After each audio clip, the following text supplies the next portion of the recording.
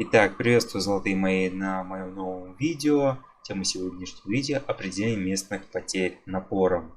Итак, что это такое своими словами? Местные потери — это когда жидкость идет по трубе, упирается в препятствие, но тем не менее затрачивает свою кинетическую энергию на преодоление данного препятствия, как вы можете видеть на примере изображения. На примере рисунка А мы видим то, что обычная труба, в которую вставили, скажем так, пластину, и еще, скажем так, вывод, то есть вот две трубы. На первом мы видим показатели давления стокота, а после пластины давление, скажем так, упало. Почему? Потому что затратила свою механическую энергию на преодоление данного препятствия. То есть был ламинарный поток, стал турбулентным. Обо всем об этом я уже частично рассказывал в своих предыдущих видео про ламинарный поток, про местные потери. Под В интересно тем, что это, скажем так, труба-уголок или же колено.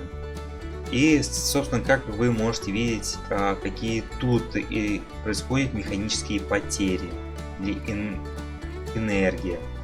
И под Г потери вентильного типа, то есть имеется в виду то, что, как вы можете видеть, жидкость, скажем так, допустим, заходит вот здесь, да, и проходит через вентиль, и таким образом затрачивает свою энергию, чтобы пройти и выйти уже, пройти дальше по трубе. То же самое может быть и в обратную сторону. Смысл примерно одинаковый. То есть механические потери — это потери на небольших, скажем так, углах, завихрений и так далее. Ну и превращение из ламинарного в турбулентный и так далее и тому подобное. Также вы можете ознакомиться с данным определением вот из этой небольшой аннотации. Но это уже, скажем так, для зубрил, ботаников и так далее.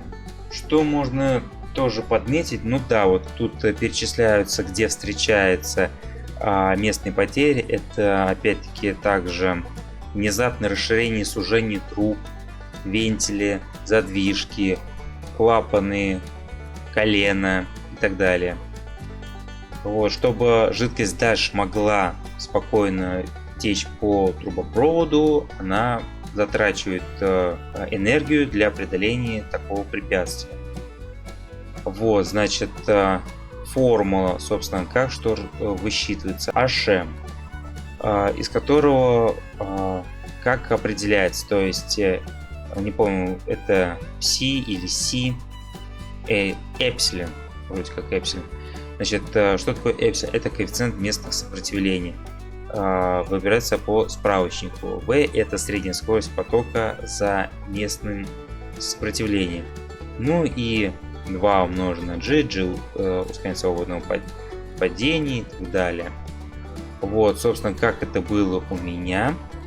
То есть, какие я производил математические расчеты, когда делал данную лабораторную работу. Вот, как видите, лабораторная работа номер 7. А смысл все равно остается таким же. То есть, по сути, это все, что я хотел вам на сегодня сказать. Я считаю, что моя информация была интересной и актуальной.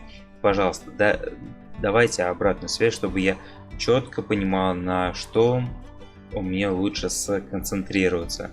Пока что на этом все. Всем спасибо. Не забывайте давать обратную связь.